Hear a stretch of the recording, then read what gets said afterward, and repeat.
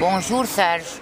Ah oui, bonjour Luminita, oui, je suis revenu ici à Bucarest, un endroit que j'aime bien, je dois dire. Nous sommes en Roumanie, il y a un endroit, je dois dire, qui est assez amusant, c'est entre l'Europe et l'Asie. Ils ont une histoire très mouvementée pendant la Seconde Guerre mondiale, par exemple. Ils étaient pour les Allemands, puis après ils ont tourné leur veste, ils étaient pour les Alliés. Et ils ont perdu des territoires d'ailleurs, ils ont une vie très difficile. Ils ont eu des rois, ils ont perdu, enfin bref. Surtout l'histoire du comte Dracula d'ailleurs. Ils ont eu On a été voir d'ailleurs ce matin sa maison. Ce qui reste, des pans de murs, et puis bon, ils mettent une statue parce qu'évidemment ça attire les touristes. Et puis il avait comme quelque chose d'ici en Bucarest. Sur ça, on a été voir le musée d'histoire aussi. On a vu d'extérieur, mais je connaissais déjà. Ils ont les colonnes de Trajan. C'est les colonnes romaines qui montrent les victoires des Romains ici. Les Romains étaient arrivés ici. Ils ont eu évidemment des batailles très difficiles, mais les Romains étaient invincibles.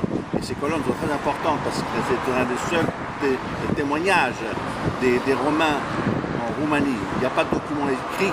En général, il y en a, mais les documents écrits de Trajan ont été perdus. Les documents historiques ont été perdus.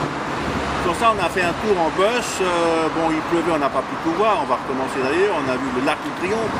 Il n'est pas aussi beau que celui de Paris, mais enfin bon, il est imposant. C'est un gros, oui. Et puis on a vu, on est surtout dans la partie historique. On continue à regarder un peu. Et puis il y a surtout le